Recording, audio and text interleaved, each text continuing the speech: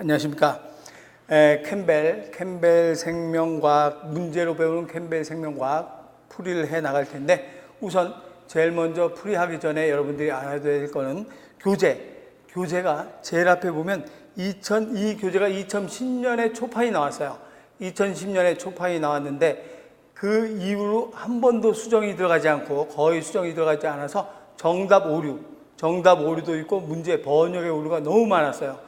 너무 많아서 그 오류를 제가 다 바로 잡아서 새로 개정된 교재, 그 교재로 강의를 할 거예요. 그러니까 여러분들이 구교재를 가지고 있는 분은 이 강의 들으면 못 들어요.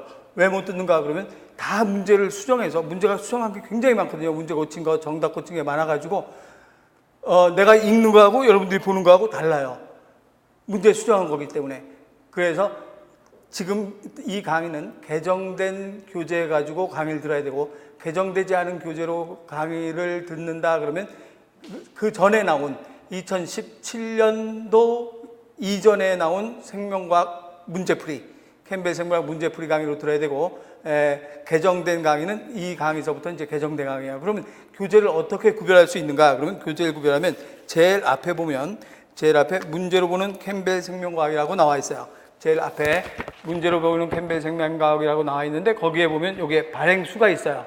발행수에 보니까 뭐라고 나와 있는가 그러면 일쇄 인쇄 그러면 2010년 1월 30일 나와 있는데, 그 옆에 보면 4쇄 인쇄 4쇄 발행이 있어요. 그럼 4쇄 인쇄 4쇄 발행에 2018년도 9월 20일이라고 되어 있는, 인쇄는 9월 10일, 발행은 2018년도. 그래서 인쇄 발행이 2018년도로 있는 책으로만 이 강의를 들어야 돼요. 그 이후에 나온 책, 2018년도 이후에 나온 책으로 들어야 되지, 이전에 나온 책으로 들으면 제 강의 듣기가 굉장히 불편해요. 그럼 이거 2018년도 꼭 외우고 있어야 되는가? 그럼 제가 이 바이오사이언스 출판사에다가 교정을 해서, 수정을 봐가지고 이 교정된 교재로 강의하겠다 해서 머릿말에 그래도 교정 봐줬다고 머릿말에 붙여놨어요. 그러니까 여러분들이 연도 외우기 힘들면 역자서문에 제일 밑에 박노광 돼 있는 책은 개정된 거예요. 제일 밑에 박노광이라고 돼 있어서 교정에 꼼꼼히 교정 봐줘서 감사하다고 돼 있는 책, 그 책이 개정된 거예요. 그러니까 연도가 헷갈리면 그 박노광이라는 이름이 들어가 있으면 개정된 책, 그거 들어가 있지 않는 책은 개정되지 않은 책이니까 오류와, 번역의 오류와 또 정답의 오류가 굉장히 많아요. 그러니까 수업 들을 때 그거 하나 조심해서 수업을 듣도록 해야 하고, 그 다음에 앞으로 문제 풀 때 이게 750페이지 정도 돼요. 750페이지 정도 되는 이 두꺼운 책의 문제를 100% 다 푼다 그러면 1년 내내 풀어야 돼요. 그래서 그걸 다 풀 수는 없고, 그러면 문제를 빼고 나가는데, 어떤 걸 많이 빼고 나가느냐면 하이클래스 생물에 있는 문제, 하이클래스 생물에 있던 문제 아주 많이 다뤘던 거, 그렇지만 중요한 건 또 풀어줘야 되겠죠. 중요한 거 풀어주는데 너무 많이 들어서 귀따갑게 들어왔던 문제는 여러분들한테 숙제로만 내줄 거예요. 생략할 테니까 여러분들이 그 문제는 여러분 스스로 푸는 걸로 하고, 또 안 푼 문제 중에서 또 하나는 필요 없는 문제가 있어요. 그건 여러분들이 보면 알아요. 문제를 쭉 보면서 이거 하이클래스 생물에도 없고 생소한 단어가 있다, 그런 거는 그냥 과감하게 버리고 나가세요.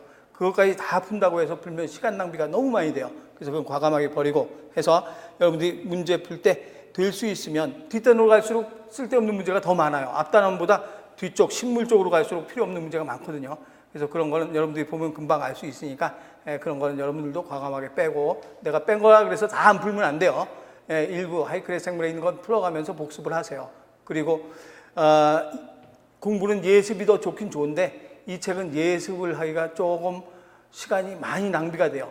그래서 여러분들 될 수 있으면 예습보다는 복습으로 해서 공부하는 게 좋아요. 그 복습해서 공부하면 내가 푼 거 같이 꼼꼼히 다시 한번 풀어보고, 또 내가 안 푼 것 중에서 필요한 거 쭉 풀어보고, 이렇게 해서 복습 위주로 해서 암기하는 식으로 본인들이 잊어먹었던 거나 또는 소홀히 했던 부분, 그런 부분을 암기하는 식으로 해서 복습 위주로 풀어보세요. 그래서 이 생명과학, 내가 캠벨 생명과학을 문제를 푸는 이유는, 왜 문제를 푸는가? 우리 앞에서 한 하이클래스 생물 기본서, 심화서, 또 기출문제풀이, 단원별 문제풀이, 모의고사 문제풀이, 풀이할 거 다 했어요.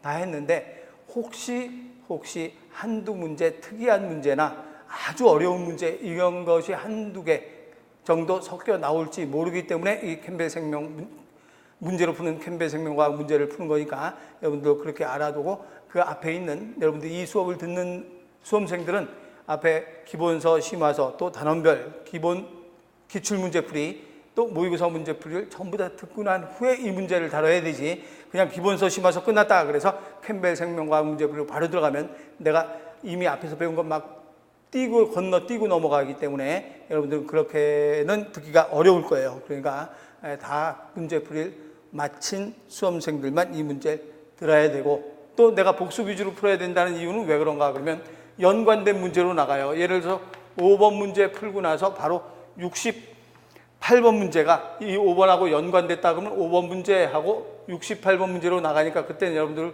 책에다가 써놓으세요.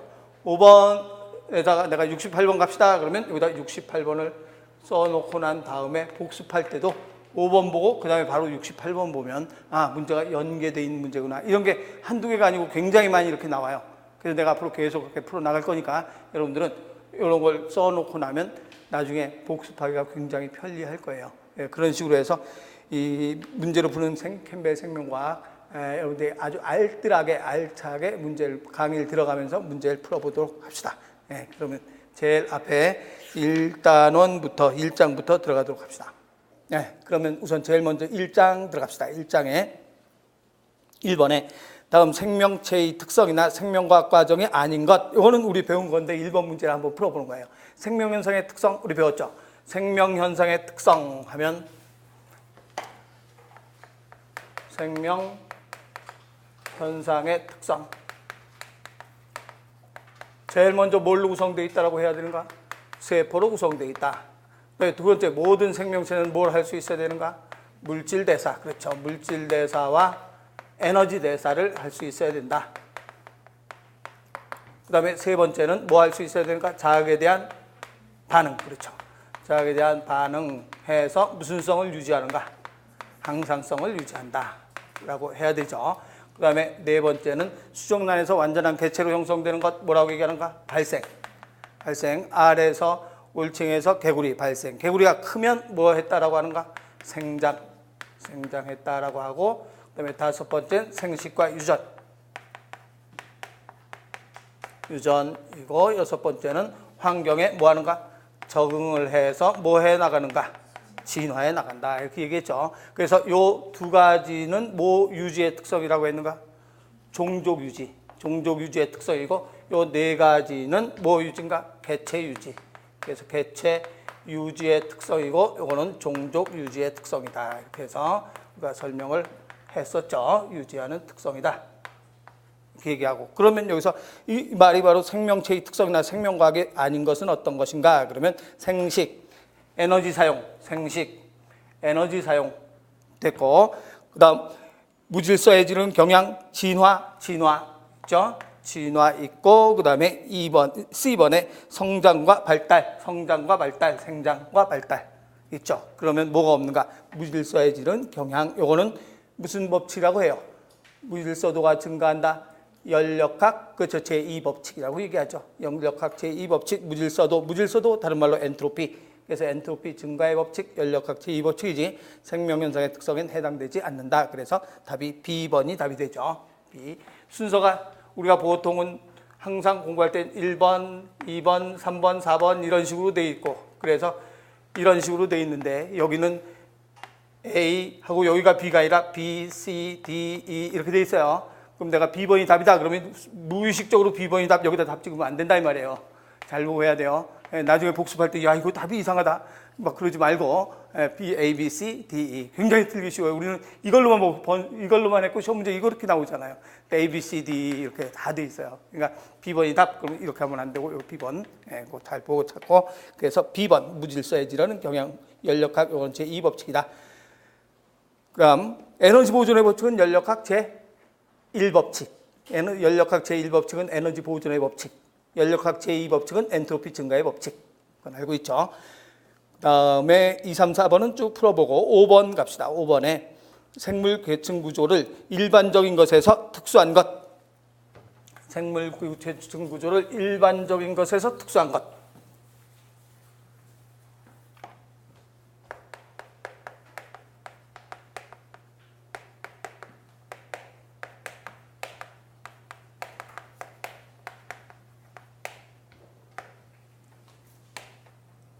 큰 거예요, 작은 거예요? 일반적인 것에서 특수한 것이라고 나와 있어요.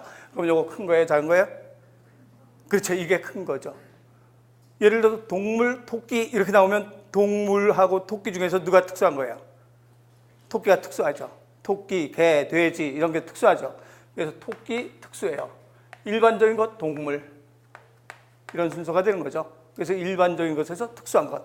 토끼, 개, 말, 돼지 이런 건 다 동물이라고 하잖아요. 일반적인 거지. 이건 특수한 거. 그래서 큰 범위에서 작은 범위로 골라라 이 소리예요.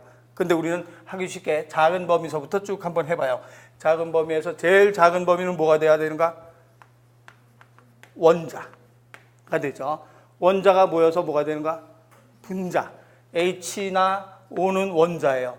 이게 모이면 H2O 분자가 물분자가 되는 거죠. 그래서 원자가 모여서 분자가 되고 이게 모이면 뭐가 되는가? 미토콘드리아, 골지체 이런 것들 뭘 만들 수 있는가? 세포, 소기관, 미토콘드리아, 골지체. 그래서 이런 것들이 다 모여서 세포가 되죠. 세포가 모이면 조직, 그렇죠. 조직이 되고 조직이 모여서 기관. 식물 같으면 여기에 뭐가 들어가는가? 조직계. 그 기관이 모여서 동물 같으면 기관계인데 공통인 것만 쭉 써요. 기관이 모여서 완전한 뭐가 형성되는가? 개체가 되죠. 개체들의 모임을 개체군. 그래서 개체군은 동일한 종의 개체군, 소면 소의 개체군, 돼지의 개체군, 토끼의 개체군. 이 개체군이 다 모이면 뭐가 되는가? 군집. 군집이 되고 군집이 여기까지는 생물이죠. 생물인데 여기에 이제 환경이 첨가되면 뭐라고 얘기하던가? 생물과 환경과의 관계가 되는 거죠. 여기까지는 생물이고 이제 여기에 환경 첨가되면 생태계. 여기서 이제 전체 전 우주의 삼라 만상 이런 것들을 몽땅 다 뭐라고 하나? 생물권이라고 얘기를 하는 거죠. 이런 순서가. 그래서 제일 먼저 여기서부터 여기 일반적인 것에서 특수한 것이라고 했으니까 아래서 위로 가야 돼요, 위에서 아래로 가야 돼요? 위에서 아래로 가야 되죠. 일반적인 것에서 특수한 것. 그래서 위에서 아래쪽으로 가야 되니까 몇 번이 돼야 되는가? 그럼 큰에서 작은. 그러면 제일 먼저 여기서 가장 큰 단위가 뭐가 있는가? 생태계가 있는데 생태계하고 C번에 보니까 생태계가 제일 우선 큰 단위야. 제일 앞에 거 보니까. 그런데 C번에 보니까 생태계, 개체군, 군집. 그게 또 바뀌었죠. 군집이 먼저 오고 개체군이 뒤로 가야 되죠. 그래서 C번은 생태계까지는 맞았는데 그 뒤에 개체군, 군집을 서로 바꿨기 때문에 이건 C번이 답이 아니죠. 그러면 그 다음엔 또 뭐가 되는가? 그 제일 앞에 거 제일 큰 게 A번밖에 없네요. 개체군, 그 다음에 개체, 그리고 기관계, 기관, 조직 이렇게 돼야 되니까 큰 순서에서 작은 순서, 즉 일반적인 것에서 특수한 것 하면 A번 이렇게 돼야 되겠죠. 그 다음 68번 잠깐 갔다가 와요. 68번에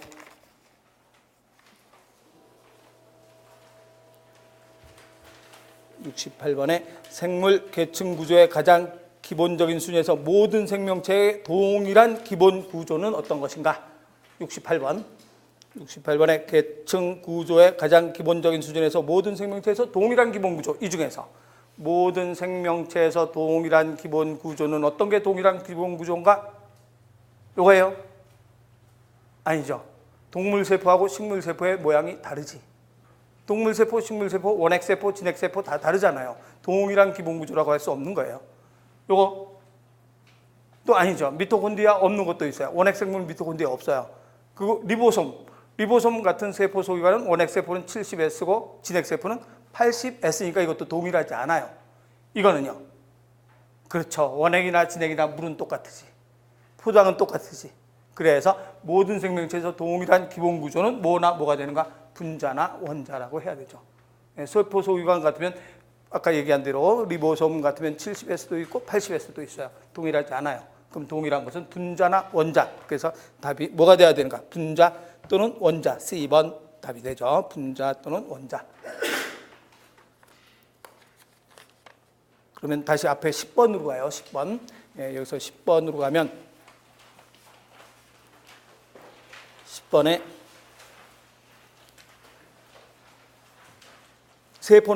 세포는 생식 능력을 포함해서 생명에 필요한 모든 활동을 수행할 수 있는 가장 낮은 단계의 구조이다. 여기서는 동일한이 아니죠. 동일한 단계의 구조라고 하면 분자나 원저가 되지만 여기는 뭐라고 얘기했는가 그러면 가장 낮은 가제, 모든 단계에서 가장 낮은 단계의 구조이다. 즉 모든 생명체의 기본 단위라고 물어본 거죠. 그래서 여기 10번은 모든 생명체의 기본 단위는 이걸 물어본 것을 10번 문제가 모든 생명체의 기본 단위는 이렇게 문제가 나오면 이때는 뭐라고 해야 되는가? 분자라고 하면 안 되죠. 모든 생명체의 기본 단위는 뭐가 가장 기본 단위가? 세포부터 시작해야 되죠. 그래서 모든 생명체의 기본 단위는 세포라고 해야 돼요. 우리 68번은 동일한 구조를 가지고 있는 것, 그건 분자나 원자죠. 그런데 이 문제는 모든 생명체의 기본 단위는 무엇인가? 즉 세포는 생식 능력을 포함해서 생명에 필요한 모든 활동을 수행할 수 있는 가장 낮은 단계의 구조이다. 즉 모든 생명체의 기본 단위이다 는 말이 되는 거죠. 그걸 비교해야 되죠. 68번 문제하고 10번 문제하고 서로 비교해서 68번은 동일한 모든 생명체가 가지고 있는 동일한 것은 무엇이니까? 분자. 그리고 모든 생명체의 기본 단위는 무엇인가? 세포라고 해야 되죠. 네, 그래서 동일한 것과 기본 단위하고 구별해서 문제를 풀어야 돼요. 그래서 10번은 맞죠. 동그라미. 그 다음에 12번에 개체들과 이들의 환경관계를 연구하는 생명과학 분야를 무엇이라고 하는가? 개체들과 뭐가 들어가 있어요? 환경 들어갔으니까 어디서부터 시작해? 어디까지 가야 되는가? 그렇죠. 이걸로 가야 되죠. 여기서부터 여기까지 생물이고 요 위에는 환경이 포함되기 때문에 환경이라고 했기 때문에 뭐라고 해야 되는가? 생태학. 연구하는 학문이니까 생태학이라 한다. 그래서 12번은 생태학. 그러면 다시 위로 가서 8번에 생태계의 역동성이 의존하는 두 가지 주요 과정은 무엇인가? 그러면 생태계의 역동성, 이 소리는 생태계 동력성 같은 말, 생태계 역동성, 생태계 동력성.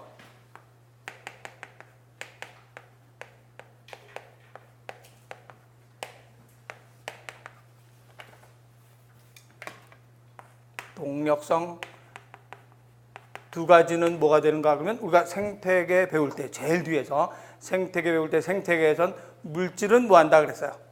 순환한다. 물질은 순환하지만 에너지는 순환하지 않는다가 되죠. 그럼 생태계 동력성은 뭐가 되는가 그러면 물질은 순환한다. 물질은 순환한다라고 하고 에너지는 순환하지 않고 흐름이라고 얘기하죠. 에너지는 흐름. 물질 순환과 에너지 흐름, 이게 바로 생태계의 동력성 두 가지가 된다. 이렇게 돼야 되죠. 그래서 생태계의 동력성 두 가지는 물질과 에너지. 그렇다면 답이 뭐가 돼야 되는가 그러면 A번이죠. 햇빛에서 생산자로 또 소비자와 분해자로 이어지는 영양분 순환 물질이죠. 영양분 순환. 그리고 그 옆에 에너지 흐름. 영양분 순환은 물질 순환. 물질 순환과 에너지 흐름, A번이 답이 돼야 되죠. 그래서 생태계 역동성 두 가지는 물질 순환과 에너지 흐름이다라고 해야 되니까 답은 A번 돼야 되죠. 그 다음에 9번엔 다음 중에서 원핵세포와 진핵세포를 비교한 내용을 옳지 않은 것은 어떤 것인가? 이건 뭐 어렵지 않은 거니까 한번 쭉 보면 진핵세포는 언제나 원핵세포보다 크다, 진핵세포가 크죠. 원핵보다 진핵이 크고 B번에 진핵세포는 언제나 원핵세포보다 복잡한 구조. 원핵세포가 가지고 있는 건 네 가지밖에 없죠. 세포벽, 세포막, 핵산, 리보솜. 네 가지고 미토콘드리아 골지체 없죠. 그래서 B번도 맞고 C번에 진핵세포만 DNA 가지고 있고 원핵세포는 RNA 가진다? 아니죠. 원핵세포나 진핵세포나 모든 세포들은 DNA와 RNA 가지고 있다. DNA 또는 RNA 가지고 있는 건 누구밖에 없는가? 바이러스만 DNA 또는 RNA고 나머지는 다 DNA와 RNA를 가지고 있다. 그래서 C번이 잘못됐죠. 그리고 진핵세포는 동물, 식물에서 나타난다. 세균은 원핵세포이다. 맞죠? 그래서 잘못된 거 C번 이렇게 돼야 되고. 그 다음에 나머지는 여러분들이 한번 쭉 뭐 어렵지 않은 거니까 풀어보고 19번에 종의 수가 가장 많은 것에서 가장 적은 것의 순서로 나열한 것. 가장 많은 건 알죠? 누가 가장 많은가? 지구상의 4분의 3을 차지할 수 있는 가장 많은 게 절지동물. 절지동물 중에서 특히 곤충 가장 많은 거죠. 그래서 곤충은 약 100만 종이라고 그래요. 곤충 100만 종.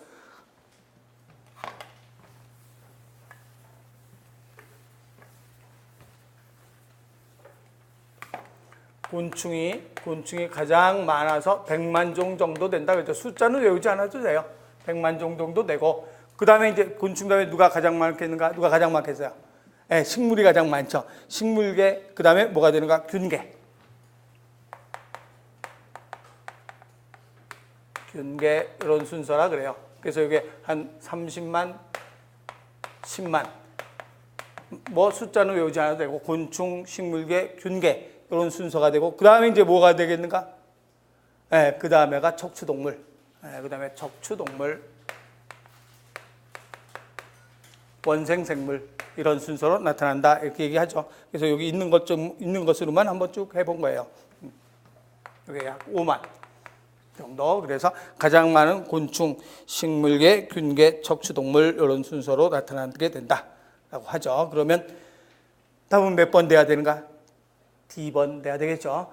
그런데 이제 요거 정도만 알아두면 되겠죠. 지구상의 4분의 3을 차지할 수 있는 게 가장 무슨 동물인가? 절지동물이다. 그 정도 알고 있으면 되고, 쭉 내려가서 23번 종의 이름을 짓고 분류하는 분과를 무엇이라고 하는가? 종의 이름을 짓고 분류하는 것, 말 그대로 무슨 학이라고 하는가? 계통분류학. 계통은 빼고 분류학이라고 해도 돼요. 계통분류학 또는 분류학, 동물의 분류, 식물의 분류, 원생생물의 분류, 이런 것을 계통분류학 또는 분류학이라고 한다. 하고, 그 다음으로 넘어가서 나머지 26번은 뒤에서 풀고 와서 26번은 풀 거니까 그냥 우선 넘어가서 28번 먼저 봅시다. 28번에 곰과 얼룩다람쥐의 공통 조상은 털과 젖샘을 가지고 있다. 곰, 얼룩다람쥐, 이거는 무슨 류라고 얘기하는가? 포유류가 되죠. 그래서 우리가 척추동물의 어류, 양서류, 파충류, 조류, 포유류.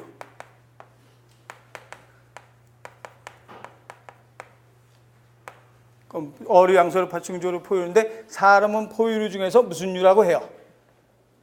사람은 포유류 중에서 태반을 가지고 있으니까 무슨 류라고 하는가? 태반류. 그러면 오리, 너구리는 뭐라고 해요? 오리, 너구리 같은 것을 우리는 뭐라고 해요? 그렇죠. 단공류.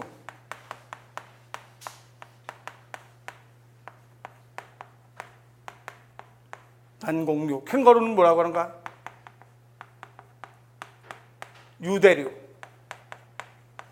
이걸 제외한 나머지들은 다 무슨 류라고 하는가? 태반류. 이게 포유류를 구별할 때 단공류, 유대류, 태반류. 그래서 이 단공류는 뭐가 없는가? 젖샘은 가지고 있어요. 다 뭐하고 뭐는 다 가지고 있는가? 공통점은 털과 젖샘은 가지고 있죠. 털과 젖샘을 가지고 있는데 이거는 뭘 낳는가? 알을 낳죠. 알을 낳고 또 젖샘은 가지고 있지만 젖꼭지가 없죠. 그래서 젖꼭지가 없어서 털에서 젖을 빨아먹는다라고 얘기하죠. 그리고 이거는 뭘 가지고 있는가? 얘는 주머니 있죠. 그 주머니를 무슨 낭이라고 하는가? 유관낭이라는 주머니를 가지고 있다. 얘기하는 거죠. 유관낭이라는 주머니를 가지고 있는 것. 그래서 그렇지만 이런 포유들의 다 공통적인 특징은 뭐하고 뭐는 둘 다 가지고 있다는 게 공통 특징인가 하면 털과 젖샘. 그래서 포유들은 곰과 얼룩다람쥐 이런 것들의 공통 주상은 털과 젖샘을 가지고 있다. 맞는 말이 되죠. 털, 젖샘을 가지고 있다.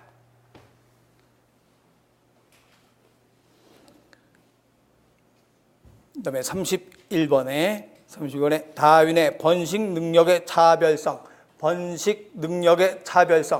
뭘 얘기하는가? 번식 능력의 차별성. 쉽게 얘기하면 목이 긴 기린, 목이 짧은 것. 번식 능력의 차별성. 누가 더 번식을 잘할 수 있는가? 목이 긴 놈이 다 이것저것 다 뜯어먹을 수 있으니까 번식을 잘할 수 있겠죠. 목이 짧은 놈은 잘못하면 먹이가 없어서 죽을 수도 있죠. 그래서 번식 능력의 차별성, 쉽게 얘기하면 목이 긴 놈, 목이 짧은 놈, 이게 번식 능력의 차별성이다. 예를 들면 목이 긴 기린, 목이 짧은 기린.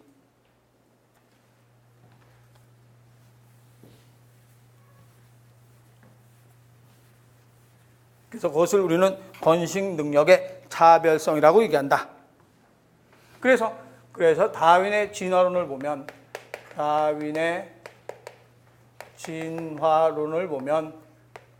과잉 생산을 하다 보면 개체 간에 변이가 일어난다. 이게 바로 번식 능력의 차별성이죠. 과잉 생산하다 보면 개체 간에 변이가 일어나서 목이 긴 기린이 나왔어. 그럼 긴 놈과 짧은 놈이 살아가겠죠. 그럼 어떤 게 환경에 적응되는가? 목이 긴 게 위에 있는 가지, 아래에 있는 가지의 열매를 다 뜯어먹을 수 있으니까 환경에 적응되죠. 그래서 무슨 경쟁을 하게 되는가? 생존 경쟁을 하게 되죠. 그래서 환경에 적응되는 자만 살아남아서 이것만 무슨 선택됐다라고 하는가? 자연 선택됐다. 그래서 이게 다윈의 자연 선택설이라고 얘기하죠. 그 번식 능력의 차이는 이걸 얘기하는 거예요. 개체 간의 변이에 의해서 생존 경쟁에서 적자 생존 자연 선택됐다. 그런데 다윈이 이걸 설명할 때 결정은 뭔가? 결정은 유전되는 변이와 유전되지 않는 변이를 구별하지 않았다. 그게 결정이죠. 그래서 우리가 개체 간의 변이는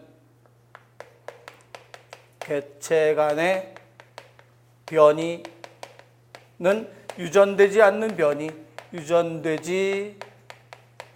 않는 변이가 있고, 개체 간의 변이에는 또 유전되는 변이가 있다. 유전되는 변이.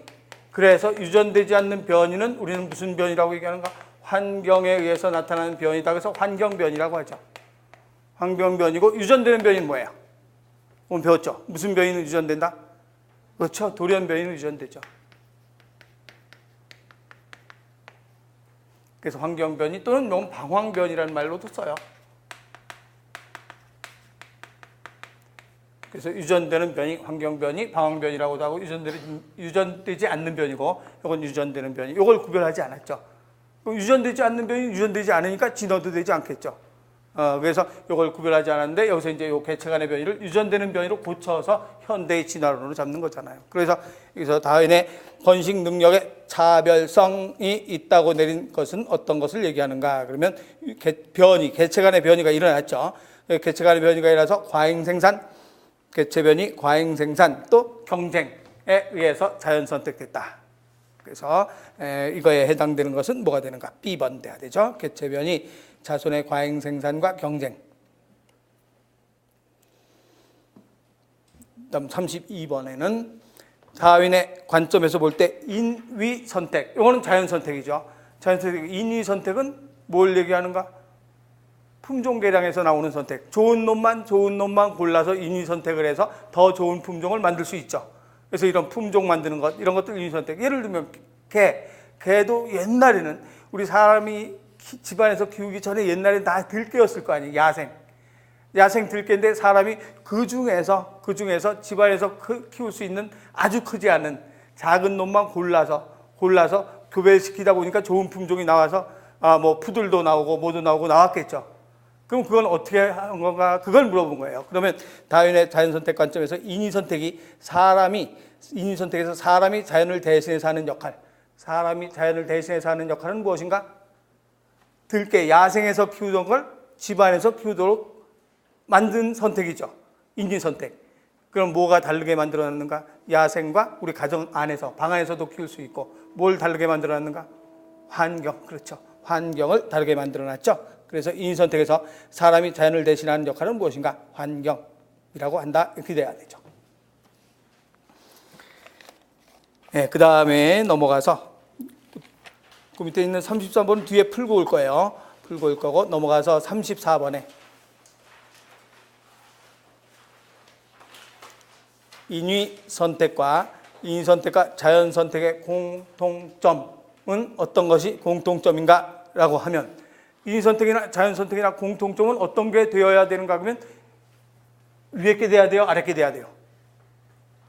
그렇죠. 아래 걸로 되어야, 이렇게 되어야 계속 그게 물려지지.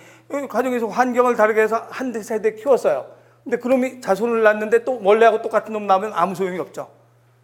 계속 세대를 거칠수록 유전이 되어야 된다.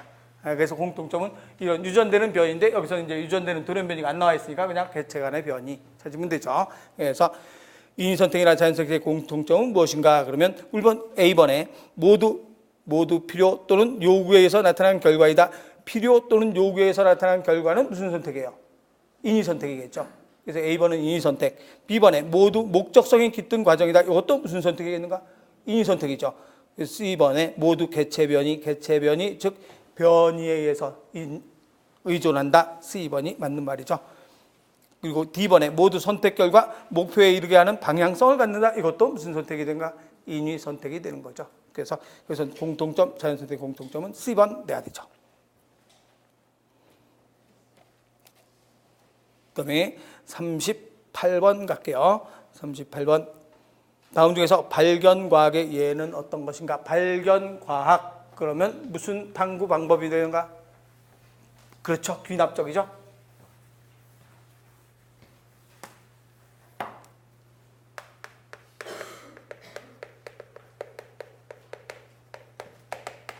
귀납적 탐구 방법. 이것을 우리는 발견과학이라고 한다. 그래서 발견과학은 귀납적 탐구 방법. 그러면 이것의 예는 어떤 것인가 그랬어요. 그러면 발견과학이란 뭘 얘기하는가? 관찰하고 측정한 결과.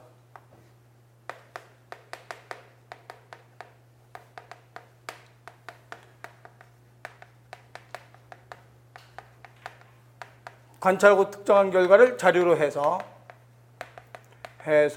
원리나 법칙을 이끌어내는 것.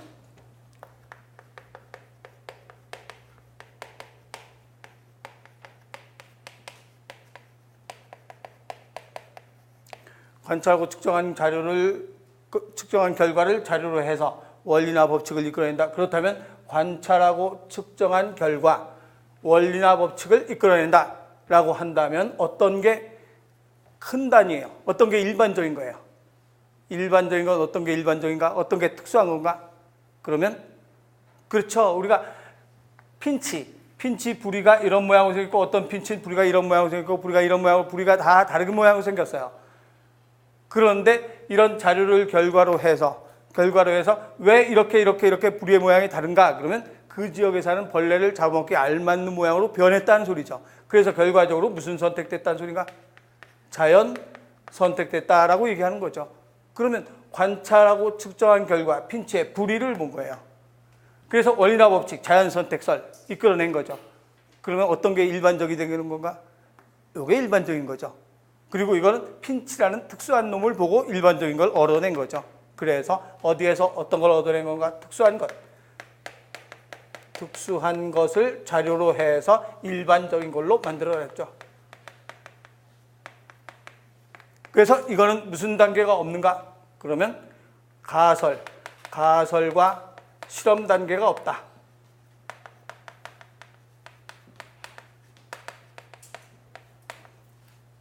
그래서 가설이나 실험 단계가 없다. 그러면 관찰, 가설, 실험, 증명 이걸 한 건 무슨 과학이라고 하는가? 연역적 탐구 방법. 가설, 유도 과학이라고 얘기하죠. 그래서 우선 귀납적 탐구 방법은 이걸 얘기하는 거예요. 그러면 귀납적 탐구 방법은 가설이나 실험 단계 가지고 있지 않고 관찰하고 측정한 자료를 종합해서 원리나 법칙을 이끌어내는 것을 얘기한다. 그렇다면 발견과학의 예인 것은 어떤 것인가? 그러면 A번에 두 가지 약물의 상처 치료 효능. 그럼 약물이 두 가지가 있어. 그럼 그 약을 먹인 집단, 먹이지 않는 집단으로 나눠야 되죠. 그래서 그 약을 먹이지 않은 집단은 치료가 됐는가? 먹인 집단이 치료가 더 잘 됐는가? 대조군 설정해야 되죠. 실험해야 되죠. 무슨 적 탐구 방법인가? 이건 연역적.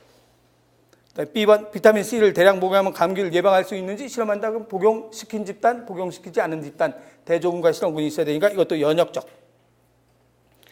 C번에 새롭게 발견된 공룡의 구조를 묘사해서 이게 무슨 동물이다, 무슨 유이다 라고 만들어 놓은 거니까 이거는 실험 단계 없이 공룡을 조사해서 무슨 동물이다 이렇게 알아낸 거죠. 그래서 이거는 특수한 것에서 일반적인 것으로 가는 거니까 C번이 발견과학의 이해가 된다. D번에 열대성 식물에서 항암물질 후보 화학물질 조사한다. 이것도 실험을 해야 되겠죠. 그래서 발견과학의 이해는 뭐가 되는가? C번이 돼야 되죠. 그래서 특수한 것에서 일반적인 것으로 나타나는 것, 이것을 발견과학이라고 한다. 그러면 연역적은 어떤 걸 얘기하는가? 그래서 81번으로 갔다 와요. 81번에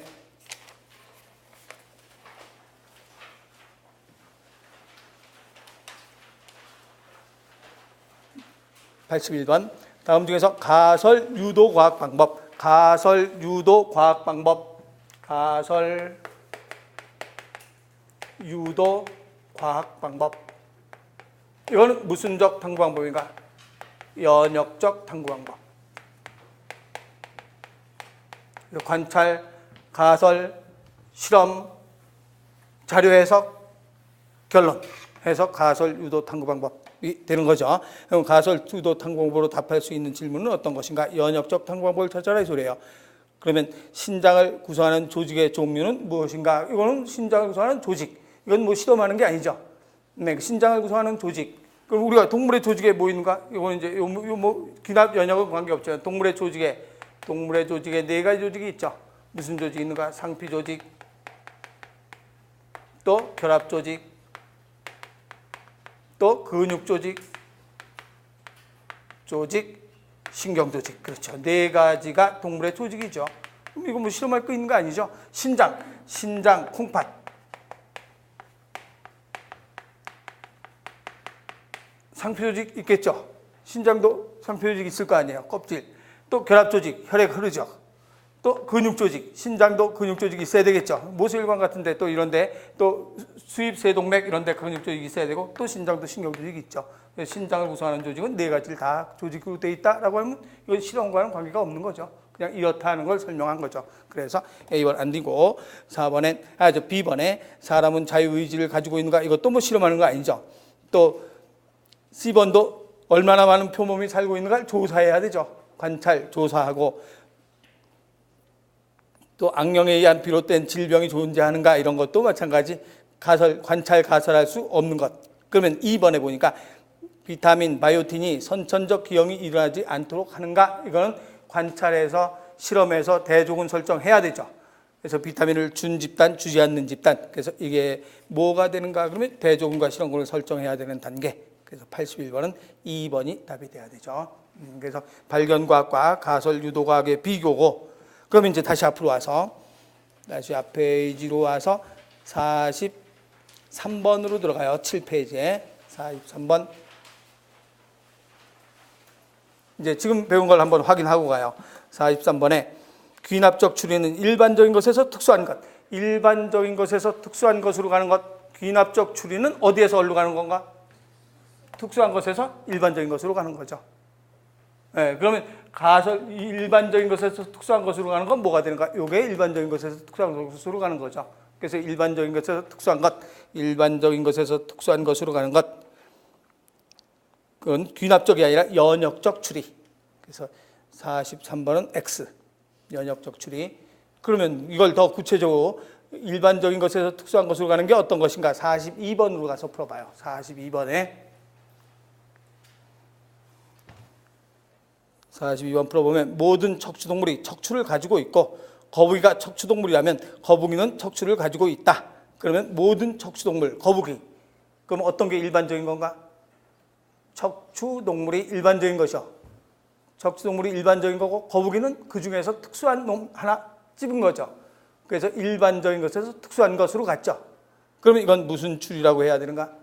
일반적인 것에서 특수한 것으로 갔으니까 연역적 추리 방법이다 라고 얘기할 수 있죠. 그럼 이제 귀납적, 연역적 확실하게 알 수 있겠죠.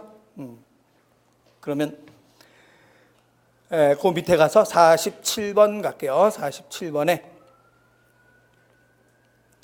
다음 중에서 대부분의 경우 대조군은 실험군과 단지 뭐가 다른가? 대조군과 실험군의 다른 점. 대조군, 실험군. 예를 들면 식물체가 자라는 식물의 생장에 꼭 필요한 원소 CHON, 마그네슘, 칼륨. 근데 마그네슘이 없으면 어떻게 되는가 알아보고 싶다. 그러면 여기다가 CHONSPCA 마그네슘 빼고 칼륨 이렇게 집어넣죠. 그럼 이거는 무슨 군이 되는가? 대조군. 대조군이고 이거는 무슨 군이 되는가? 마그네슘이 없으면 어떻게 되는가 알아보는 실험군이죠. 그러면 이걸 뭐라고 얘기하는가? 하나를 빼버렸으니까 조작 뭐예요? 변인이 다른 거죠. 변인이 다르다. 그래서 대조군과 대조 실험에서 실험에서 대조군과 실험군은 단지 뭐가 다른가? 변인이 다르다. 변인. 해답에 있는 것 똑같은 말이에요. 해답에 변수라고 나왔죠. 변수가 다른 말로 변인. 그래서 변인만 다르다라고 얘기할 수 있죠.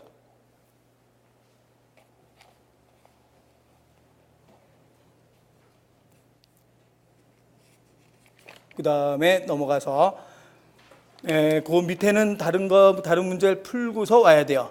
다른 문제 풀고 쭉 와야 되니까 뭐부터 해놓고 가는가 그러면 68번 했고 나머지들은 쭉 여러분들이 풀 수 있어요. 어렵지 않아요. 세균, 고세균, 진핵생물력 이런 거 다 알 수 있죠. 그래서 나머지는 다 우리 배웠던 거니까 어렵지 않으니까 72번으로 가요. 72번에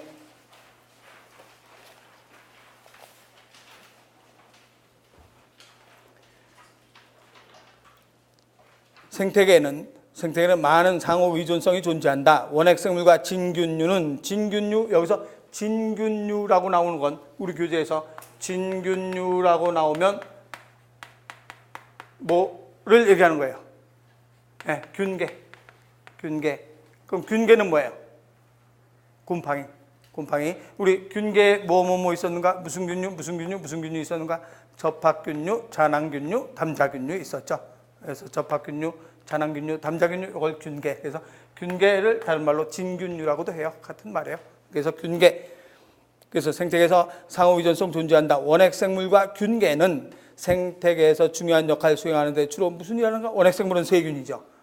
원핵생물 세균. 균계는 곰팡이.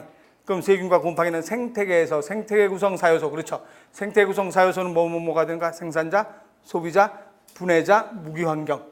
네 가지를 생태계 구성 사요소라고 하죠. 생태계 구성 사요소, 생산자, 생태계 구성 사요소.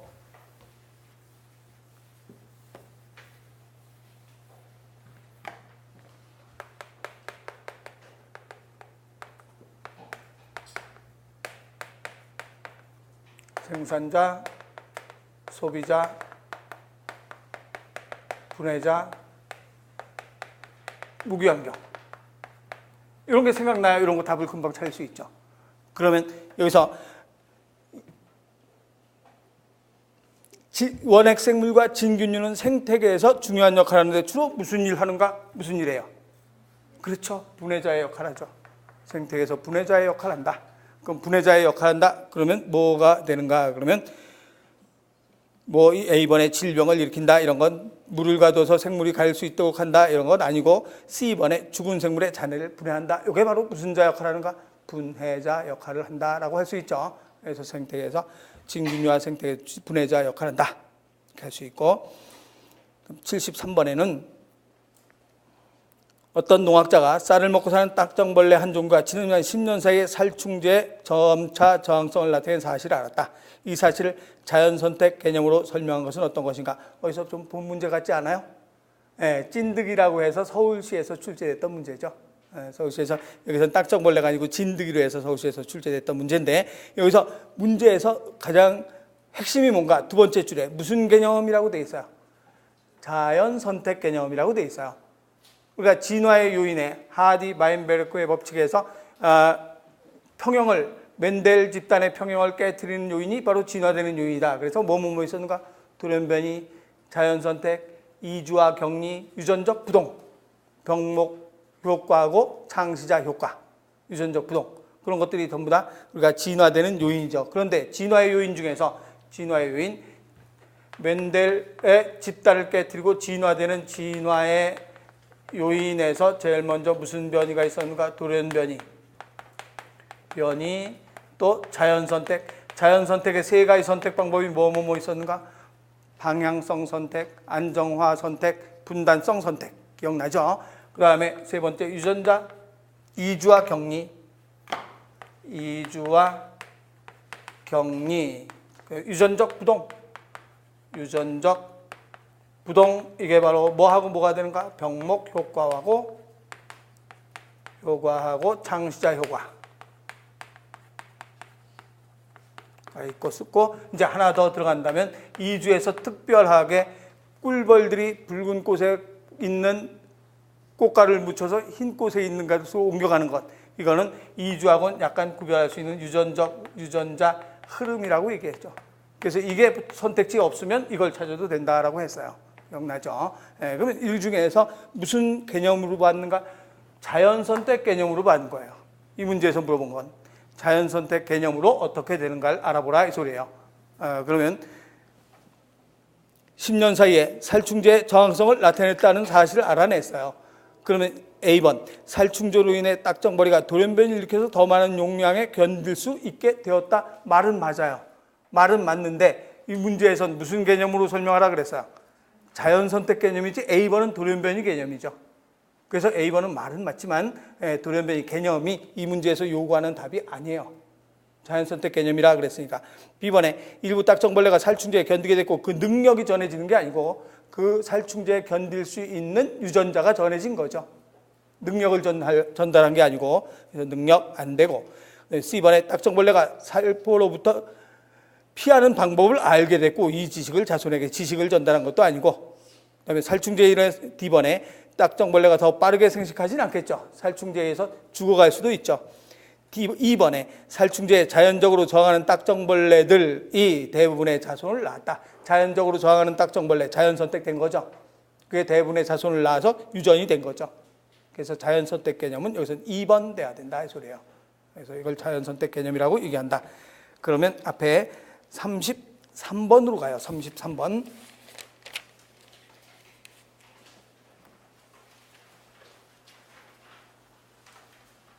그래야 33번 문제가 풀리는 거죠. 그 뒤에 문제를 해야지 33번 문제가 풀려요. 33번은 교재에서 논의한, 그럼 그 앞에서 앞 페이지에서, 즉 몇 번에서 푼 건가? 그러면 73번에서 73번에서 논의한 이 소리와 마찬가지예요. 73번에서 논의한 딱정벌레에 해당되는 것은 어떤 것인가? 딱정벌레의 예에 해당되는 것. 그러면 뭐를 고르라는 소린가? 자연선택을 고르라 이 소리예요. 앞에서 73번에서 논의한 딱정벌레의 예에 해당하는 것. 그럼 자연선택. 가장 보편적인 딱정벌레 비법은 환경이 변하면 달라진다. 이건 보호색. 환경에 따라서, 주변 환경에 따라서 달라진다. 그래서 그 보호색을 가지고 있는 놈은 포식자한테 안 잡혀 죽겠죠. 그런데 그 보호색을 만들지 못하는 놈은 포식자한테 바로바로 잡히겠죠. 그래서 보호색을 만들 수 있는 놈만 무슨 선택됐다는 소리인가? 자연 선택됐다는 소리가 되는 거니까 A번이 답이 되죠. B번은 환경은 유전되지 않는다 그랬어요. 환경변이, 방황변이 유전되지 않는다라고 했고, 자연 선택은 서로 다른 환경에서 가장 적합한 형질을 선호한다. 서로 다른 형질에서 적합한 성질, 이거는 서로 다른 형질에서 그곳에 살아가기 알맞는 것으로 변해가는 거죠. D번에 가장 밝은 빛을 갖는 딱정벌레가 적응력이 높은 게 아니라 주변 색깔과 가장 비슷한 딱정벌레가 적응력이 높다가 돼야 되죠. 그래서 여기에 해당되는 건 뭐가 되는가? A번 돼야 되죠. 이제 다시 뒤로 가서 76번 갈게요. 76번. 73번까지 했으니까 76번에 한 생태학자가 연못바다에 서식하는 세균의 개체군 성장에 대한 영양분과 포식자의 영향을 연구하였다. 이 연구에 포함되지 않는 생물 계층 구조의 수준은 어떤 것인가 그랬어요. 그럼 이제 하나하나 찾아봅시다. 생태계는 생물과 환경이 들어가 있어야 되죠. 그럼 생물과 환경이 다 들어가 있어야 된다. 그러면 세균 있죠. 세균 있고 포식자 있죠. 그리고 영양분 있죠. 이 생태계, 이게 다 있어야 되겠죠. 그렇죠? 네, 그러면 여기서 연못바닥에 서식하는 세균의 개체군의 영양분과 포식자의 방향을 연구했다 그랬어요. 그러면 연못바닥, 세균은 분해자, 그 개체군 있죠. 그래서 하나하나 찾아볼까요? A번에 생태계는 다 있어요. 생물과 환경. 그다음에 D번에 개체군, 그 첫 번째 줄에 개체군이라고 돼 있죠. 2번에 분자는 뭐에 해당되는가? 분자는 위에 첫 번째 줄에 영양분은 분자에 해당되는 거죠. 영양분, 물질, 분자에 해당되고, C번에 개체는 세균 이런 것들 또는 포식자 이런 것들은 다 개체죠. 그럼 여기에 기관 있어요, 없어요? 소화기관, 호흡기관, 배설기관 이런 기관은 안 돼 있죠. 그래서 기관은 명시가 되어 있지 않다. 그래서 생물계층, 명시되어 있지 않는, 포함되어 있지 않는 생물계통의 계층 수준은 어떤 것인가? 그러면 기관이 된다. 이렇게 돼야 되죠. 기관. B번 돼야 되죠. 기관. 그래서 생태계 했고, 이제 과학과 기술에 대한 내용. 그러면 78번 들어갑시다. 78번. 다음 중에서 기술에 대한 설명으로 올바르지 않은 것은 어떤 것인가 그랬죠. 그러면 뭐가 다 연관되어 있는가? 과학과 사회와 기술이 연관이 되어 있다. 우리가 과학하면 관찰하고 가설, 실험, 검증 이런 것들을 이루어지는 것을 과학이라고 얘기하죠. 그런데 사회는 뭘 얘기하는가? 사회는 과학은 사회적이다. 과학은 사회 활동이다라고 얘기할 수 있죠. 과학은 사회 활동이다. 왜 과학은 독립적으로 일하지 않고 사회 활동이다? 왜 그런가? 그러면 예를 들어서 팀으로 일하겠죠. 일한다. 그럼 팀으로 일해서 나온 결과를 이 과학이 일반적인 것으로 된다라고 했다면 세미나도 해야 되겠죠. 또는 인터넷을 공유하죠. 이러한 사회활동이지 독립적이지 않다 이 말이에요. 독립적으로 하는 게 아니라 사회활동이다. 그 다음에 기술은 과학적 지식을 특수한 목적에 이용한다. 특수한 목적에 이용할 수 있다. 이것의 예는 뭐가 되는가? 그러면 과학적으로 한 지식을 뭘 하는가? 유전자 제조합의 결과 인슐린 같은 걸 만들어내죠. 그럼 기술이죠. 그래서 유전자 제조합 기술 가지고 이러한 과학을 가지고 인슐린을 만들어낸다. 또는 유전자 변형 생물 GMO를 만들 수 있죠. 그래서 이런 걸 만들 수 있는 거, 이거는 기술이죠. 그래서 이 세 가지는 독립적이지 않고 서로 연관이 되어 있다. 그래서 과학과 사회와 기술은 서로 연관되어 있다라고 얘기하는 거지 서로 독립적이지 않다. 근데 이 중에서 이 문제에서 물어본 거는 이 세 가지 중에서 과학, 사회, 기술 중에서 기술에 해당되는 것을 찾아라 이 소리예요. 그럼 기술에 해당되는 것, 다음 중에서 기술에 해당되는 설명을 옳지 않은 것은 어떤 것인가 그랬어요. 그러면 A번에 DNA 연구는 유전병을 치료한다. DNA 연구, 과학적 지식을 해서 유전병을 치료할 수 있죠. 이거는 기술에 해당되는 예가 되는 거고. B번, 과학자들이 독성 폐기물을 분해하는 세균을 개발한다. 그래서 독성 폐기물을 분해할 수 있죠. 그래서 이것도 기술이고. C번, 생물학자가 원숭이의 새로운 종을 동정한다. 이거는 어디에 들어가요? 생물학자가 원숭이의 새로운 종을 동정한다. 이거는 분류학에 들어가죠. 이건 과학이죠, 과학. 그래서 C번은 과학. D번에 세포분열을 늦추는 화학물질 암치료 기술이죠. 암치료에 이용한다. 또 D번에 생물학자가 질병저항 옥수수를 육종한다. 질병저항 옥수수 이런 것들도 마찬가지 유전자 제조업에 의해서 질병의 저항 능력이 있는 유전자를 제조합시켜서 옥수수를 개발할 수 있다라고 얘기하죠. 그래서 이런 것들이 전부 다 기술에 해당된다. 그래서 여기서 답은 C번만 기술이 아니라 과학. 그래서 C번은 뭐라고 하는가? C번과 같은 것을 뭐라고 해요? 무슨 학이라고 해요? 과학 중에서 계통분류학이라고 얘기하죠. 계통분류학. 그래서 C번은 과학 계통분류학에 해당이 된다. 그러면 앞에 49번으로 가요. 49번에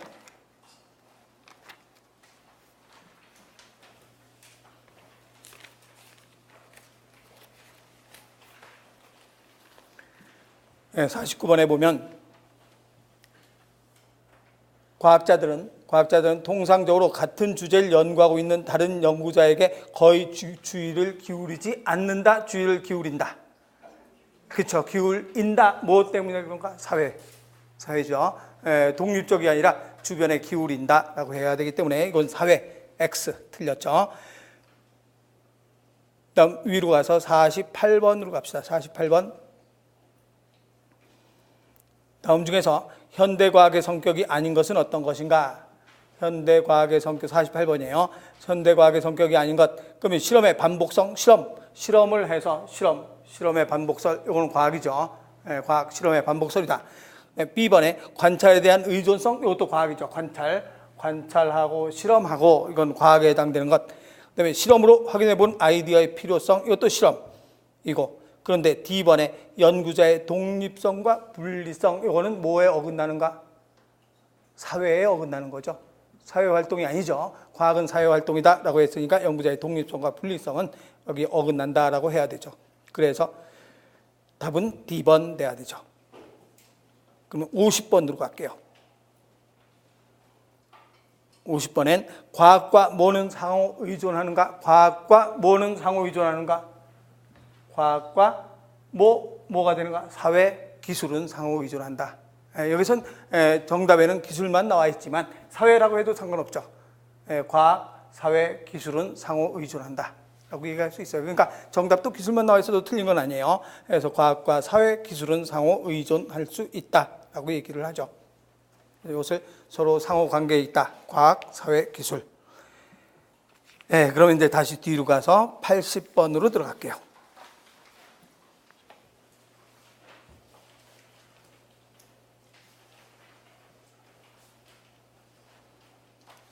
80번엔 해양 분지 심해 열수구 부근의 어두운 깊이에서 다양한 군집이 번성한다. 군집은 뭘 얘기하는가? 개체군의 집단, 군집. 개체군보다 한 칸 위죠. 군집이 번성하는 장면을 본 적이 있을 것이다. 과학자들은 처음에 열수구가 이들 생태계를 지원한다는 사실을 알고 놀랐는데 이러한 환경에서 뭐가 없을 것으로 생각을 했겠는가? 심해 열수구에는 뭐가 없을 것으로 생각하겠는가? 개체군 중에서 어떤 것이 없을 것으로 생각하는가? 그러면 거기에 첫 번째 줄에 힌트가 있죠. 첫 번째 줄에 어두운 깊이라고 돼 있죠. 그럼 어두운 깊이니까 뭐가 안 들어가는가? 빛이 안 들어가죠. 그럼 뭐 할 수 있는 생물이 없겠는가? 광합성할 수 있는 생산자가 없을 것이라고 생각한 거죠. 어두운 깊이니까. 그럼 생산자가 없으면 군집이 성립이 돼야 안 돼요? 안 되지. 생산자, 소비자, 분해자, 무기환경 이런 게 있어요. 생산자가 없으면 아무것도 물질을 만들지 못하잖아요.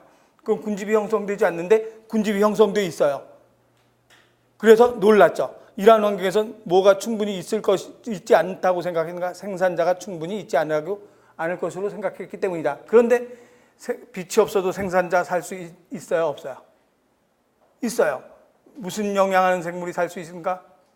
그렇죠. 화학 합성할 수 있는. 우리가 광합성과 화학합성 있죠. 화학합성에 의해서도 물질을 만들어낼 수 있죠. 그래서 심해 열수구에는 화학합성할 수 있는 어떤 생물이 있었을 것이다.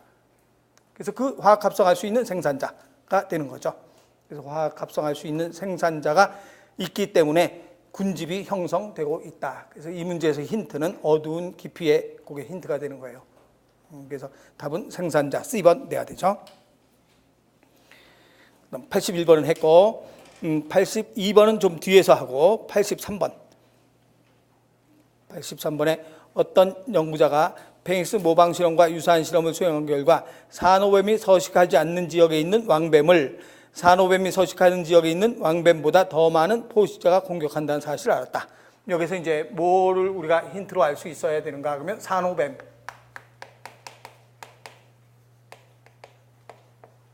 산호뱀은 치명적인 독성을 가진 뱀.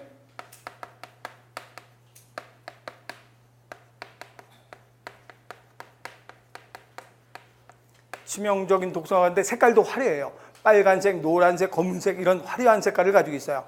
화려한 색깔. 그래서 뭐 뱀이 빨간색도 있고 빨간색 또 노란색, 검은색 이런 식으로 해서 굉장히 화려한 산호뱀이 있어요. 검은색 해서 이런 화려한 산호뱀이 있다. 치명적인 독성을 가지니까 모든 포식자들이 이걸 안 잡아먹죠. 독성을 가지고 있으니까. 그러면 산호뱀이 그 문제에서 뭐라고 되는가? 산호뱀이 두 번째 줄에 산호뱀이 서식하지 않는 지역. 산호뱀이 서식하지 않는 지역에서 왕뱀. 이건 인공 왕뱀을 실제로 해놓은 거예요. 왕뱀. 그리고 산호뱀이 서식하는 지역에서 왕뱀.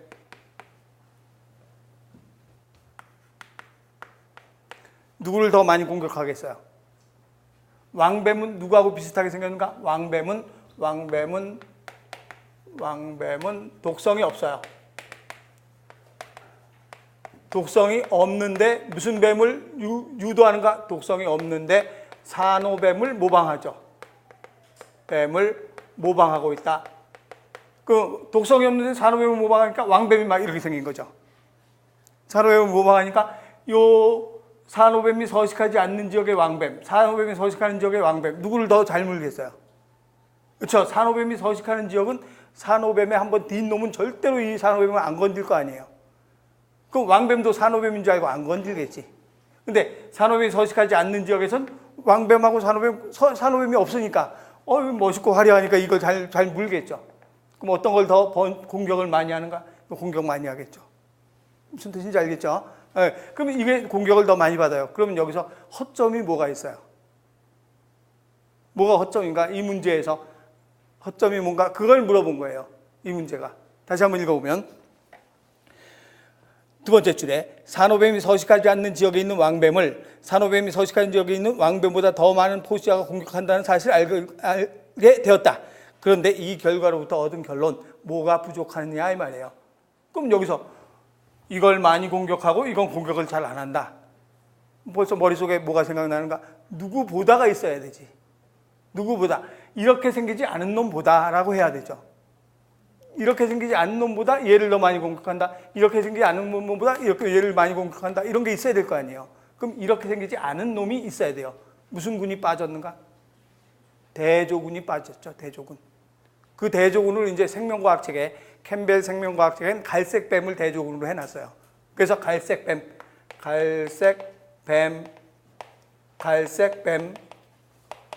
그러면 여기서는 누구를 더 많이 공격하는가? 왕뱀과 갈색뱀 중에서 누구를 더 많이 공격하겠어요? 여기서 누구를 더 많이 공격하겠어요? 그렇죠. 이놈을 많이 공격하겠죠. 산호뱀이 서식하는 지역이니까 왕뱀이 산호뱀인 줄 알고 안 건들 거 아니야. 그럼 이놈을 잡아먹겠지. 근데 여기서는 어떻게 되는가? 여기서는 여기보다는 얘가 더 많이 잡아먹히겠죠. 이거 비교했을 때. 그래서 얘를 더 많이 잡아먹겠죠. 여기보다는. 그래서 화려하니까 눈에 또 잘 띌 거 아니에요. 잘 잡혀죽겠죠. 그렇지만 여기서는 화려해도 산호뱀인 줄 알고 안 잡겠죠. 그래서 여기가 더 많이 서식한다. 그러니까 한마디로 무슨 군이 빠졌는가? 대조군, 비교 집단이 빠진 거죠. 대조군이 빠졌다. 그래서 이 문제에서 이제 뭐가 되는가 그러면 모방 가설이 잘못됐다. 산호뱀이 서식하는 지역 포식자가 있었다. 이거하고 관계없고 나머지는 다 동일하게 해놓은 거죠. 나머지는 다 동일하게 해놨는데 뭘 해야 되는가? D번에 결론을 이끌어내기 위해서 비교되는 자료는 대조군을 반드시 포함해야 된다. 즉 갈색뱀에 대한 공격 빈도와 비교해야 된다. 캠벨 생명과학 이론서에는 이제 갈색뱀으로 이렇게 나왔는데 실제로 이걸 비교할 때 어떻게 했는가 그러면 왕뱀도 그냥 왕뱀을 해놓지 않고 인공 왕뱀을 만들어놨어요. 인공 왕뱀을 풀어놓고서 어떤 게 더 이빨 자국이 많은가를 조사해 본 거죠. 그랬더니 여기에서 이놈은 이빨 자국이 더 많다. 이건 갈색뱀. 이것도 인공 갈색뱀. 인공으로 꼭 뱀같이 모형을 해놓은 거죠. 그랬더니 여기에 이빨 자국이 더 많고 이건 여기에 이빨 자국이 더 많이 있었다는 걸 확인한 실험이에요. 그래서 여기서 한마디로 말해서 이 실험 문제는 무슨 군이 없다는 얘기인가? 대조군이 빠졌다는 얘기가 되는 거죠. 그래서 D번이 답이 돼야 되죠. 그러면 46번으로 갔다 와요. 46번.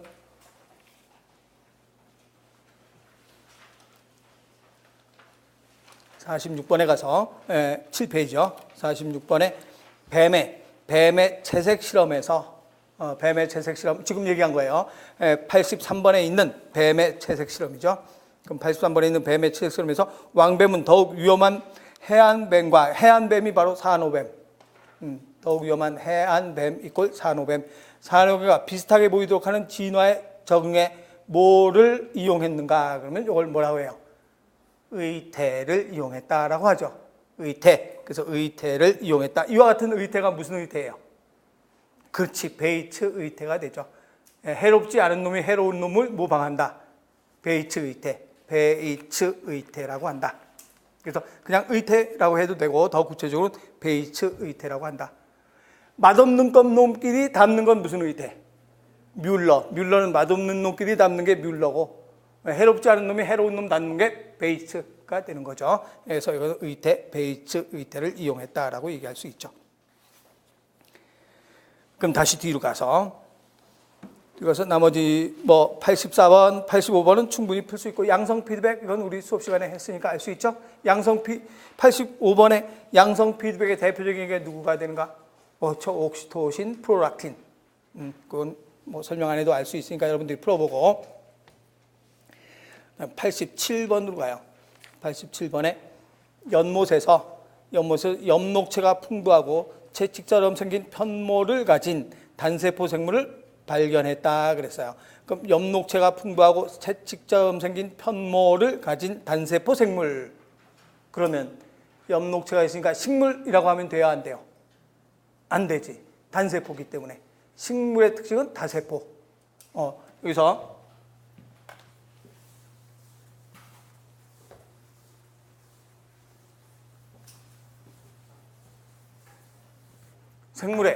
생물의 고세균계, 세균역계, 세균계, 고세균계, 그리고 원생생물계, 그다음에 식물계, 균계, 동물계, 삼역 6개가 되죠. 이 중에서 엽록체가 있고라고 했어요. 그럼 엽록체가 있고 하면 어떤 게 되는가? 여기 있죠. 또 하나 뭐 있겠어요? 그렇죠. 요 원생생물계에 원생, 동물류, 조류, 점균류, 난균류.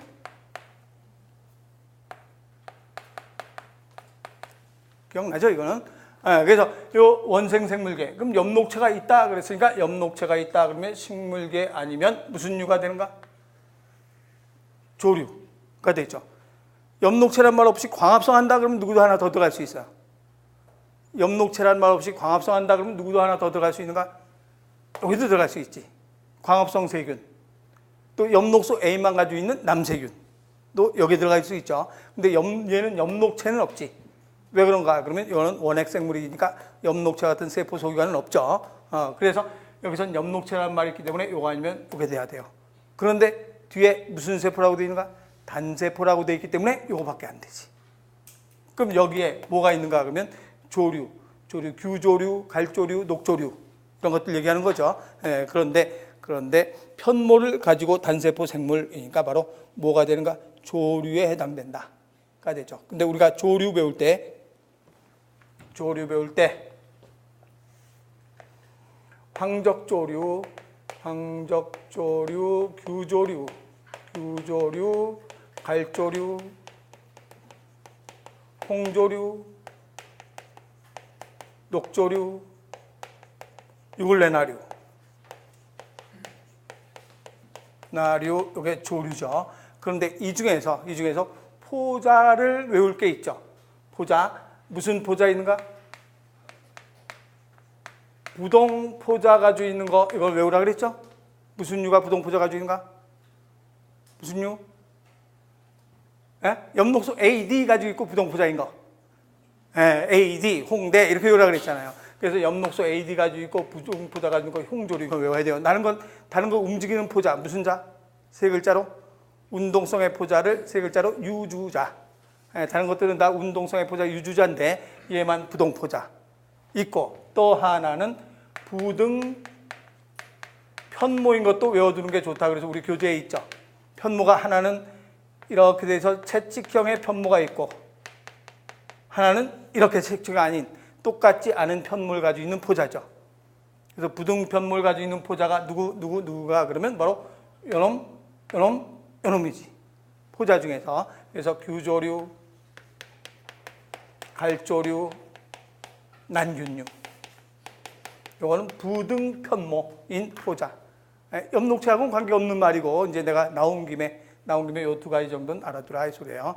엽록체는 이제 엽록소, 요건 AD, 나머지 요건 AB, 요건 나머지 다 AC 그랬죠. 요건 다 알 수 있고, 그래서 요 두 가지 참고로 나온 김에 한번 알아두는 게 더 좋겠죠. 그래서 이 생명체는 어느 집단으로 분류하는가? 그러면 원생 생물 중에 하나인 조류에 분류가 된다. D번이 답이 돼야 되죠.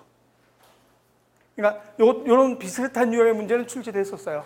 엽록체를 가지고 있다, 단세포이다. 그러면 이놈밖에 없어요. 조류. 그냥 엽록소를 가지고 있다라고 하면 여기도 포함될 수 있다. 엽록소. 엽록체는 없죠. 엽록소 A만 가지고 있는 남조류 있잖아요. 근데 엽록체라고 되어 있기 때문에 여가 아니면 식물계 돼야 되죠. 그래서 D번 돼야 되고,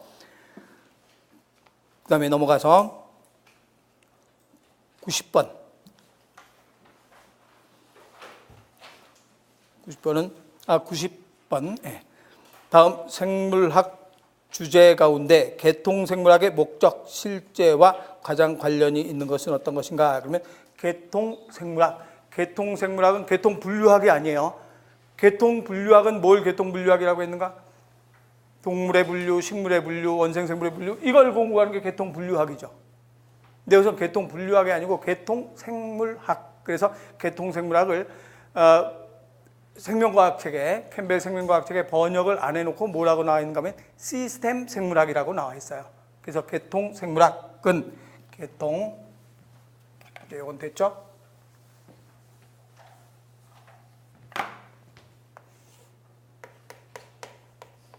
이건 개통분류학 또는 개통은 빼고 분류학 해도 되고, 개통생물학 이것을 우리가 시스템 생물학이라고 하죠. 개통생물학은 다른 말로 시스템 생물학. 그래서 개통생물학의 목적, 실제와 가장 관련이 있는 것은 어떤 것인가? 그러면 A번에 개통생물학, 개통분류 아니에요. 개통생물학, 시스템 생물학이라고 한다. A번에 생명의 통일성과 다양성을 설명하는 진화.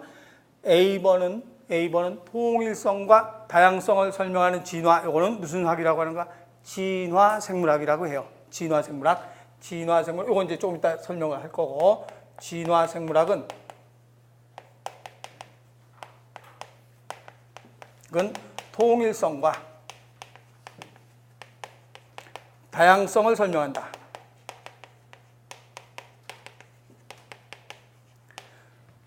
통일성과 다양성을 설명하는 것을 우리는 진화생물학이라고 한다. 그럼 통일성이란 뭔가? 그러면 모든 조상은 공통조상이었었다. 그래서 이건 다른 말로 무슨 성이라고 하는가?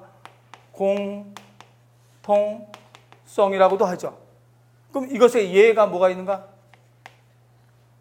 예가 예를 들어서 CU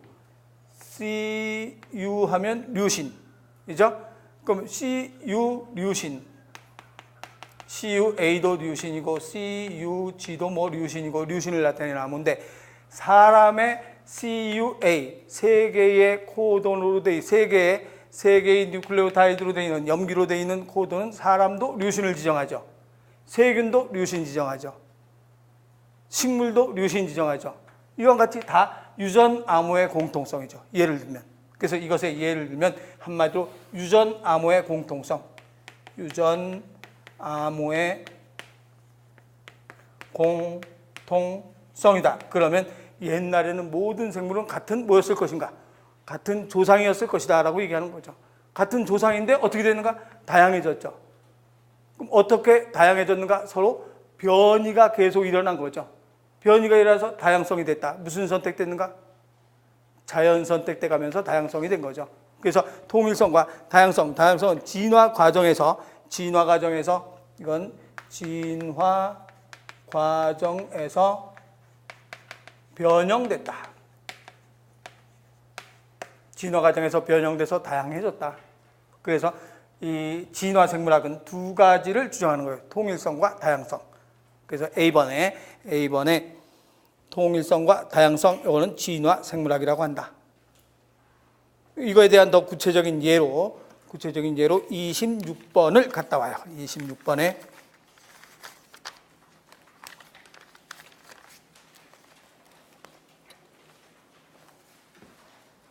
네, 26번 4페이지죠. 옆에 26번에 종의 기원에서 다윈이 제안한 두 가지 주요 관건은 무엇인가 그랬어요. 그럼 이건 진화에서 두 가지. 이걸 얘기하는 거. 진화 생물학에서 두 가지 중요한 관건은 무엇인가? 무슨 성과 무슨 성을 얘기하는가? 통일성과 다양성을 얘기하는 거죠. 두 가지 주요한 관점은 어떤 것인가? 이 소리예요. 그래서 다윈이 제안 두 가지 중요한 관점은 어떤 것인가? 그러면 A번에 세계는 매우 오래되었으며 진화는 자연 선택에 의해서 일어난다. 이건 매우 오래되었으며 이거는 여기에 안 들어가죠. 자연 선택만 들어갔죠. 여기는 두 가지니까 두 가지 다 들어가 있어야 돼. 여기서는 자연 선택만 들어가 있어요. 그리고 B번에 진화는 천천히라면 새로운 종은 자연 발생에서 나온다. 자연 발생이 아니라 새로운 종 계속 자연 선택에 의해서 진화된다라고 해야 되죠. 자연 선택에 의해서 변화해서 진화된다. 또 새로운 종은 돌연변이에 의해서 진화되며 이건 뭐 통일성, 다양성과 관계가 없죠. 이건 격리됐다. 새로운 종은 원래의 종과 교배하지 않는다. 이건 생식적 격리가 일어났다는 말이죠. D번에 현대의 종은 조상종의 후손이며 이건 뭐겠어요? 현대의 종은 조상종의 후손이다 라고 하면 통일성, 다른 말로 공통성. 그래서 통일성 또는 공통성. 그래서 현대의 종은 조상종의 후손, 이 소리는 공통성 또는 통일성. 또 자연 선택에서 진화되다. 자연 선택은 뭐가 되는가? 진화 과정에서 변형되는 다양성. 진화 과정에서 변형되는 다양성을 얘기하죠. 그래서 앞에는 공통성이고 뒤에는 다양성. 두 가지를 설명하는 게 바로 진화에서 설명하는 것이다. 그래서 공통성과 다양성. 됐죠? 그래서 진화 생물학은 이렇게 공통성과 다양성이 있다. 그렇다면 뒤로 가서 82번 갔다 와요. 82번에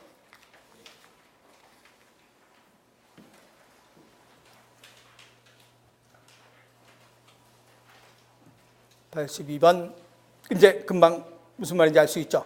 생명현상의 통일성과 다양성을 설명하는 핵심 개념은 무엇인가? 통일성과 다양성을 설명하는 핵심 개념은 무슨 생물학을 얘기하는가? 진화 생물학을 얘기한다. 이렇게 돼야 되죠. 진화. 그래서 B번 진화 생물학을 얘기하고, 그러면 다시 90번에 가서 이제 B번. 90번에 A까지 해고 왔죠.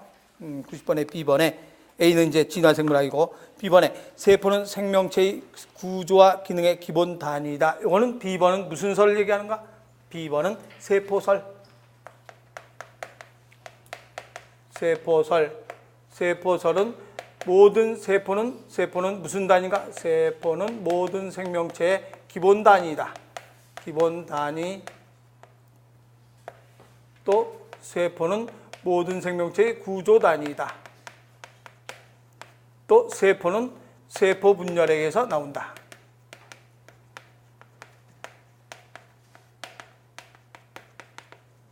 요 기본 단위를 기본 단위, 구조 단위, 세포 분열에서 나타난다. 이것을 우리는 뭐라고 하는가? 세포설이라고 얘기하죠.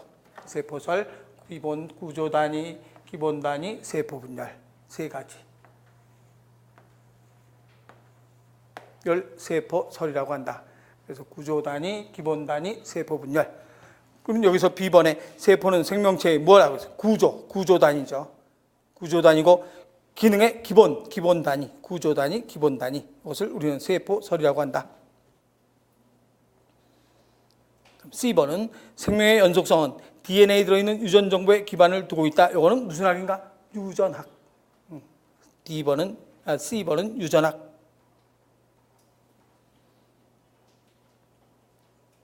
D번에 생명체는 주위 환경과 상호작용해서 물질과 에너지를 교환한다. 물질은 뭐한다? 순환한다. 에너지는 흐른다. 이건 무슨 학을 얘기한 건가? 생태학. 그래서 D번은 생태학. 그러면 A는 진화생물학이고 B는 세포설이고 C는 유전학이고 D는 세포학이고 그래서 생태학이고, 그럼 답은 2번밖에 없네요. 그럼 2번은 뭐가 되는가? 시스템 생물학, 개통생물학을 얘기하는 거예요. 그래서 2번에 뭐라고 되어 있는가 하면 생물의 개통구조는 각 수준마다 새로운 특성이 나타난다. 이것을 우리는 개통생물학이라고 하는데, 이 개통생물학은 하나의 변수가 변할 때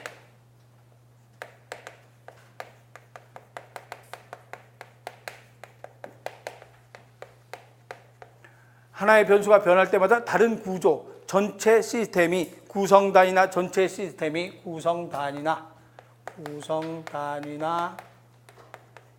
또는 전체 시스템이 어떻게 영향을 받는가? 시스템에 어떤 영향을 주는가?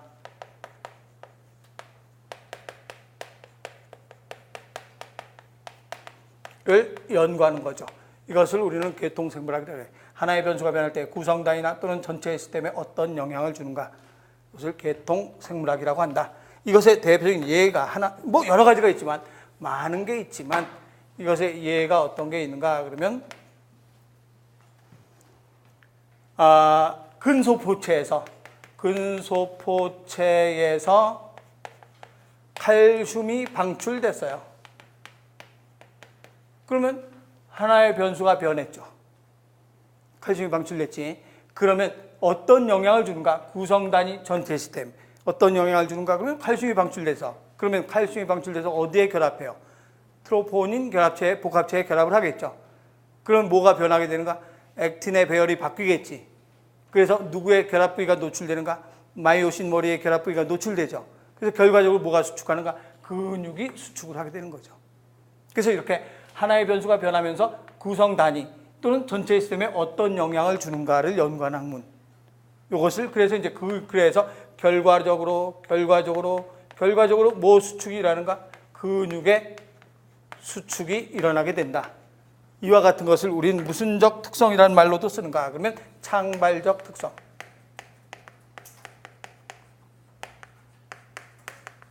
이라는 말로 쓰죠. 그래서 하나의 구성 변수가 변하면서 그 구성 단위나 전체 시스템에 어떤 영향을 주는가 이것을 연구하는 것을 우리는 창발적 특성이라고 한다. 더 쉬운 말로 자전거 부품들이 있어요. 그럼 자전거 부품들이 있으면 이 자전거 부품을 조립을 해서 바퀴 만들겠지. 바퀴가 만들어졌죠. 또 앞바퀴 뒷바퀴 만들었지. 페달 달았지. 의자 얹었지. 그러면 자전거가 되는 거죠. 그래서 여기서 하나의 시스템에서 전체적인 시스템에 영향을 주는 것, 이와 같은 것을 우리는 시스템 생물학이라고 한다. 이렇게 얘기를 하죠. 그러면 이 창발적 특성의 반대말은 뭐가 되는가?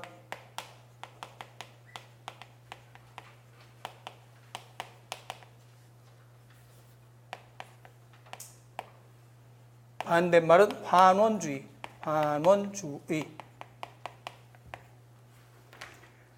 창발적 특성의 반대말 환원주의라고 할 수 있다. 그럼 환원주의는 뭘 얘기하는가? 그러면 이거는 여기에서 이렇게 변했죠. 근데 이거의 반대는 여기서 이렇게 변하는 거예요. 그럼 뭐 얘기하는가? 여기에서 이렇게 변하는 거. 예를 들면 사람마다 생긴 모양이 다 다르네. 왜 다른가? 사람이 있어. 이 사람하고 저 사람하고 생긴 모양이 다 달라. 왜 그런가를 하나하나 또 뒤져나가는 거죠. 뒤져나가서 왓슨과 크리크가 DNA 구조를 발견을 했죠. 그럼 이거는 창발적 특성의 반대말이 되는 거지. 그것을 무슨 주의라고 하는가? 환원주의. 왓슨 크릭의 DNA 발견. 예를 들면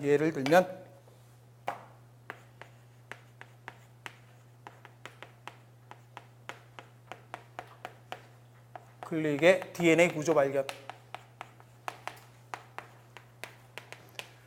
이런 것들은 사람이 왜 다른가를부터 시작을 해서 DNA가 나온 거죠. 그래서 이건 환원주의, 이거는 창발적 특성이라 한다.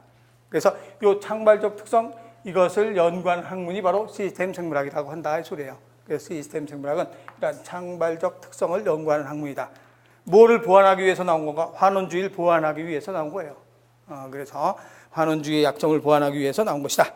이렇게 얘기를 하죠. 그래서 이제 그 설명 듣고서 한번 쭉 읽어보면 2번에 생물의 계층 구조는 각 수준마다 줄 서놓고 한 단계 올라갈 때마다 각 수준마다 이꼴 한 단계 올라갈 때마다 그래서 생물의 계층 구조는 한 단계 올라갈 때마다 새로운 특성이 나타난다. 자전거 바퀴 살을 가지고 바퀴를 만들었죠. 페달을 만들었죠. 그래서 한 단계 올라갈 때마다 새로운 특성이 나타난다. 이것을 무슨적 특성이 나타난다는 소리인가? 창발적 특성이 나타난다. 는 소리죠. 그래서 새로운 특성, 창발적 특성이 나타난다.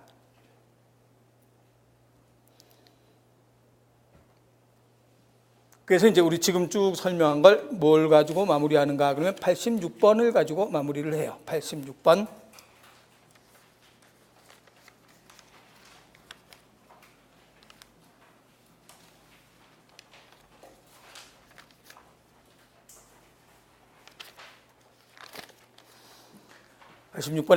분야와 그에 대한 설명을 연결하면서 오는 것은 어떤 것인가? 발견과학. 발견과학은 자료 옳지 않은 것 찾으라 그랬죠? 자료 수집과 분석, 연역격적 추리. 맞았어요? 틀렸어요? 틀렸죠. 앞에는 맞았지만, 앞에 맞았는데 뒤에 자료 수집과 분석을 하는 무슨적 추리가 되는가? 귀납적 추리. 발견과학이니까. 가설 유도과학이 연역적이죠. 가설 유도과학은 연역적이고 발견과학은 귀납적 추리. 그래서 A번 틀렸고. 그래서 A번이 답이죠. 가설, 이제 밑에 가설 유도과학, 그러면 가설 예측 실험 관찰. 이걸 가설 유도과학이라 한다. 맞고. 계통 생물학. 계통 생물학을 다른 말로 무슨 생물학이라고 하는가? 시스템 생물학. 계통 생물학, 시스템 생물학. 그래서 처리량이 많은 기술, 생물 정보학, 통섭이나 또는 연구팀, 이런 거, 통섭, 연구팀, 이런 것들이 계통 생물학을 연구하는, 시스템 생물학을 연구하는 학문이고. 분류학. 분류학은 다른 말로 무슨 생물학이라고, 무슨 학이라고 하는가? 계통 분류학이라고 해도 되죠. 분류학 이꼴 계통 분류학. 생명체 동정과 이름 짓기, 계통적 영역 나누기, 이와 같은 걸 얘기하는 거죠. 이것을 계통 분류학이라고 얘기하죠. 계통 분류학. 그래서 계통 분류학과 계통 생물학, 헷갈리면 안 되고, 계통 생물학이고. 2번에 기술. 기술은 뭐가 같이 연관되는가? 과학과 사회와 기술. 그 중에서 기술은 과학 지식을 실제로 응용할 수 있는 방법을 고안한다. 유전자 재조합이나 GMO 이런 걸 만드는 것을 우리는 뭐라고 하는가? 기술이라고 한다. 이렇게 얘기하죠. 그래서 과학, 사회, 기술은 서로 보완적이고 서로 연결이 되어 있다라고 얘기를 하는 거죠. 그래서 그러니까 이제 요 1장에서는 전체적인 과학의 뭐 진화도 나오고 생태계도 나오고 여러 가지 학문이 다 나왔죠. 1장은 이제 그걸 통합해서 나온 학문이 바로 1장이에요. 그래서 이제 구체적으로 2장부터가 이제 우리 배우는 첫 번째 순서죠. 화학적 성분. 그래서 생명체의 화학적 이해, 여기서부터 이제 좀 쉬었다가 2장부터 해 나갑시다.